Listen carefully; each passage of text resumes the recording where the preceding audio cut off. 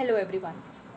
So we have started with the Bose model of hydrogen atom और कल हमने कुछ बहुत जो टर्म्स थे वो क्लियर कर लिए थे कि किस तरीके से मैंने आपको ये बताया था कि स्टेशनरी स्टेट्स को हम प्रिंसिपल क्वांटम नंबर बोलते हैं, ठीक है। एंड सेकेंडली मैंने आपको ये बताया था कि जो हमारा रेडियस होता है, ठीक है, जो स्टेशनरी जो हमारा स्टेट होता है उसके बीच का जो आप रेडियस किस तरीके से कैलकुलेट कर सकते हो वो मैंने आपको बताया था, ठीक है। उसका एक फॉर्मूला है that is RN is equals to n square a naught. A naught जो है वो एक कांस्टेंट वैल्यू है दैट इज़ 52.9 पिकोमीटर। और इस तरीके से आप उनके बीच का जो रेडियस है स्टेशनरी फेस का, जो स्टेशनरी स्टेट है, ओके सॉरी, स्टेशनरी स्टेट कह सकते हो आप, ऑर्बिट कह सकते हो, एनर्जी लेवल कह सकते हो, कुछ भी कह सकते हो, ठीक है, आप कुछ भी बोल सकते हो। तो उनका जो रेडियस है, ठीक है, ये रेडियस को किस तरीके से कैलकुलेट करना है वो आप कर सकते हो। वो मैंने आपको एक फॉर्मूला बताया था।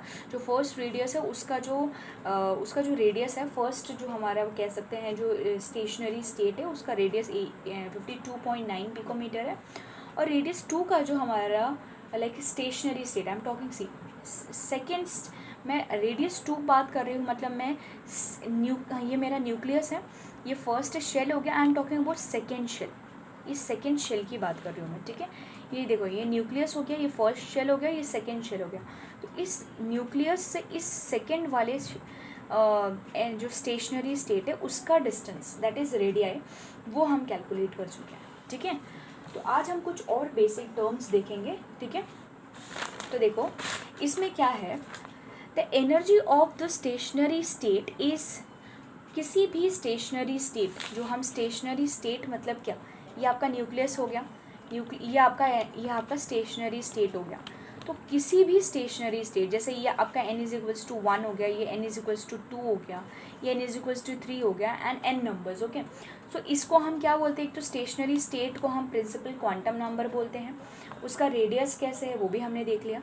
और ये जो भी स्टेशनरी स्टेट्स दिए हैं उनकी आप एनर्जी को कैलकुलेट कर सकते हो, और उस एनर्जी का फॉर्मूला क्या है, that is En is equals to -RH 1/n square, ये उसका फॉर्मूला है। मतलब किसी भी स्टेशनरी स्टेट, ये फर्स्ट स्टेशनरी स्टेट हो गया, ये सेकेंड स्टेशनरी स्टेट हो गया, ये थर्ड स्टेशनरी स्टेट हो गया, मतलब किसी भी स्टेशनरी स्टेट का आप एनर्जी कैलकुलेट कर सकते हो। और उसका फॉर्मूला क्या है, उसका फॉर्मूला है that is En is equals to -RH 1/n square. समझ में आ गया, वही यहाँ पे दिया है। थर्ड जो उसका हम कह सकते हैं बोस के मॉडल के अकॉर्डिंग आप उसके एनर्जी को कैलकुलेट कर सकते हो, स्टेशनरी स्टेट के एनर्जी को कैलकुलेट कर सकते हो। En is equals to -RH 1/n square, where RH is the Rydberg constant. Rydberg constant मैंने आपको पहले ही बोला है कि जॉनस रिडबर्ग ने 10967 जो वैल्यू था उन्होंने एक रिडबर्ग कांस्टेंट दिया था। ये जो RH जो है वो रिडबर्ग कांस्टेंट है 1/n स्क्वायर, ठीक है। तो फर्स्ट जो स्टेशनरी स्टेट है उसका एनर्जी यहाँ पे दिया हुआ है, देखो क्या दिया है, -2.18 इंटू 10⁻⁻18 जूल। ये इसका फर्स्ट हमारा जो एनर्जी लेवल है, सो एनर्जी लेवल है या जो स्टेशनरी स्टेट है उसका यहाँ पे एनर्जी दिया हुआ है, ठीक है। और क्या होता है कि ये जो एनर्जी है वो क्यों यहाँ पे माइनस है, क्योंकि जो एनर्जी है वो कहीं ना कहीं रेडिएशन जो है वो ट्रांजिशन के वक्त रिलीज़ हो रहा है, ठीक है। तो रिलीज़ होने की वजह से ये हमारा क्या होता है, नेगेटिव चार्ज आ जाता है, ठीक है। और कहीं ना कहीं जो इलेक्ट्रॉन है वो न्यूक्लियस के करीब आता है जिसकी वजह से एनर्जी रिलीज़ होती है। तो इस वजह से ये जो एनर्जी है यहाँ पे आप देख सकते हो -RH दिया है, En is equals to -RH 1/n square दिया है, ये माइनस साइन एनर्जी रिलीज़ जो हो रही है उस वजह से है, ठीक है।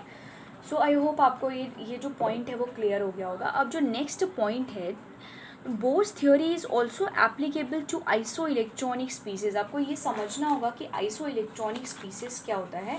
सबसे पहले मैं आइसो इलेक्ट्रॉनिक स्पीसीज़ आपको बताती हूँ कि आइसो इलेक्ट्रॉनिक स्पीसीज़ क्या है, ठीक है। आइसो इलेक्ट्रॉनिक स्पीसीज़ मैं ये बताती हूँ, लाइक सी आपका यहाँ पे सोडियम है, ठीक है। सोडियम का एटॉमिक नंबर है 11, ठीक है। तो इसका इलेक्ट्रॉनिक कॉन्फ़िगरेशन क्या होगा, 281, ठीक है। अगर ये एक इलेक्ट्रॉन को लूज़ कर देगा तो ये क्या हो जाएगा, Na+ हो जाएगा। Na+ मतलब क्या कि अब उसके पास जो इलेक्ट्रॉन है, अब उसके पास कितने इलेक्ट्रॉन बच गए, 10 बच गए, ठीक है। तो ऐसा कोई और एलिमेंट बताओ जिसका एटॉमिक नंबर 10 है, तो वो हमारा हो गया नियॉन। मतलब नियॉन और सोडियम जो है वो एक आइसो इलेक्ट्रॉनिक स्पीसीज हो गए। समझ में आ गया। अभी देखो जैसे मेरे पास अभी यहाँ पे मैं नेक्स्ट एग्जांपल आपको बताती हूँ। मैग्नीशियम दिया है, ठीक है। मैग्नीशियम का एटॉमिक नंबर है 12, इसका इलेक्ट्रॉनिक कॉन्फ़िगरेशन हो जाएगा 282। अगर ये 2 इलेक्ट्रॉन्स को डोनेट कर देगा तो मैग्नीशियम जो है वो अपने +2 स्टेट में आ जाएगा, ठीक है।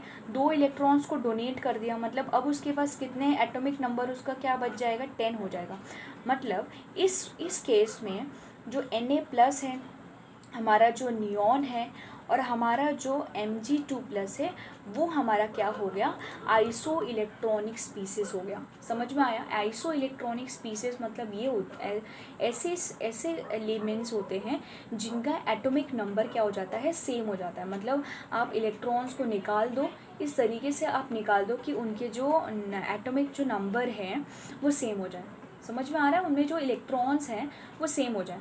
आइसो इलेक्ट्रॉनिक मतलब आइसो मीन्स इक्वल इलेक्ट्रॉन होने चाहिए, सेम इलेक्ट्रॉन। तो इसीलिए यहाँ पे जो हमारा सोडियम है और इसका भी 10 इलेक्ट्रॉन है, नियॉन का भी 10 इलेक्ट्रॉन है और मैग्नीशियम का भी यहाँ पे 10 इलेक्ट्रॉन हो जाएगा, ठीक है। तो ये होता है आइसो इलेक्ट्रॉनिक स्पीसीज। तो bourse theory was also applicable to isoelectronic species like helium, Li+2 and Be+3। इस तरीके के जो आइसोइलेक्ट्रॉनिक स्पीसीज थे जिसमें एक ही इलेक्ट्रॉन है, जिसमें एक इलेक्ट्रॉन थे, ठीक है। जैसे हीलियम है, अगर उसके एटॉमिक नंबर 2 होता है, अगर एक इलेक्ट्रॉन लूज़ कर देगा तो He+ बन जाएगा। लिथियम 2 इलेक्ट्रॉन लूज़ कर देगा तो वो 1 इलेक्ट्रॉन हो जाएगा। बेरिलियम इसी तरीके से अगर 3 इलेक्ट्रॉन्स को लूज़ कर देगा तो उसके पास 1 ही इलेक्ट्रॉन बच जाएगा। तो जिसमें भी 1 इलेक्ट्रॉन थे उस स्पीसीज में बोर्स मॉडल एप्लीकेबल था, ठीक है।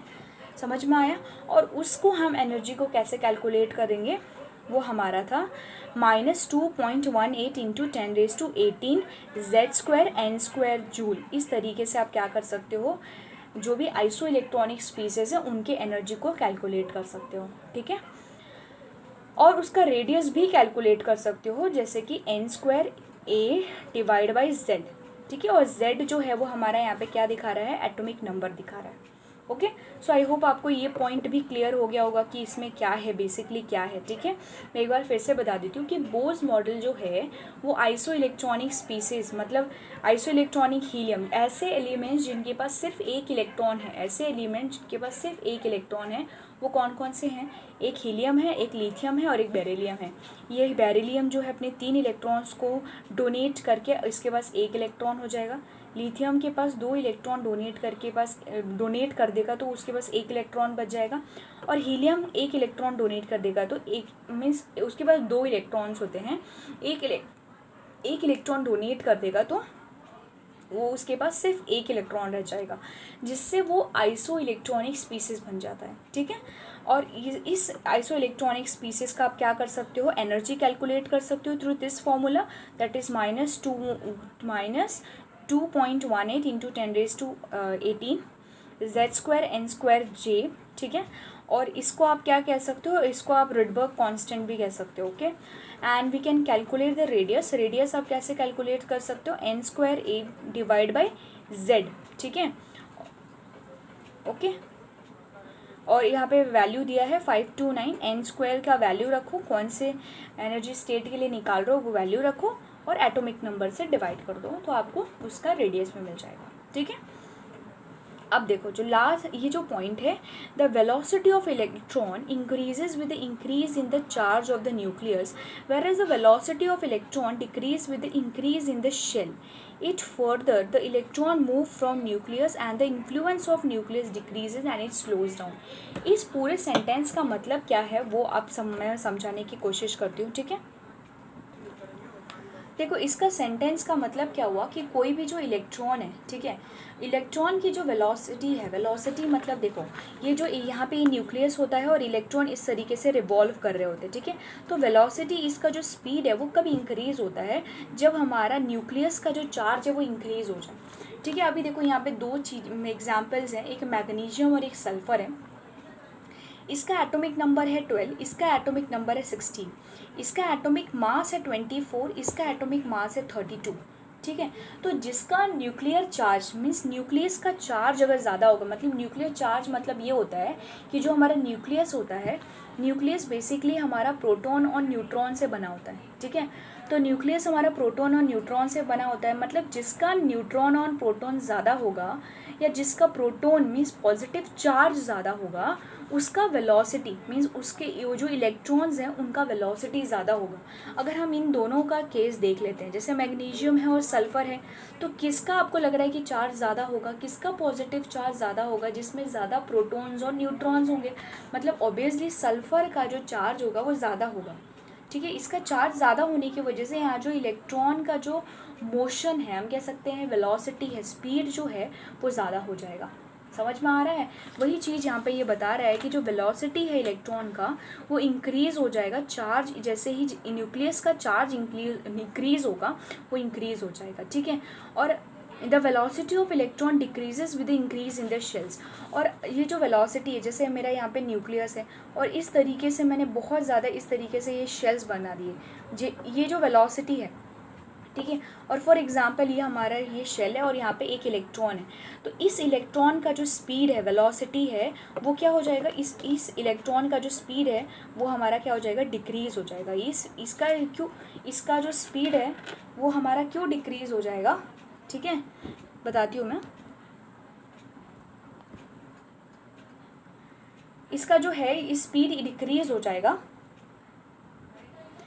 और ये स्पीड डिक्रीज़ होने की वजह से, क्योंकि यहाँ नंबर ऑफ़ शेल्स बढ़ गए, तो ये जो स्पीड है वो डिक्रीज़ हो जाएगा। ठीक है। तो ये कुछ टर्म्स हैं जो मैंने आज क्लियर किया। आई होप आपको ये टॉपिक समझ में आया होगा। ठीक है। कल हम आगे के टॉपिक देखेंगे। Thank you.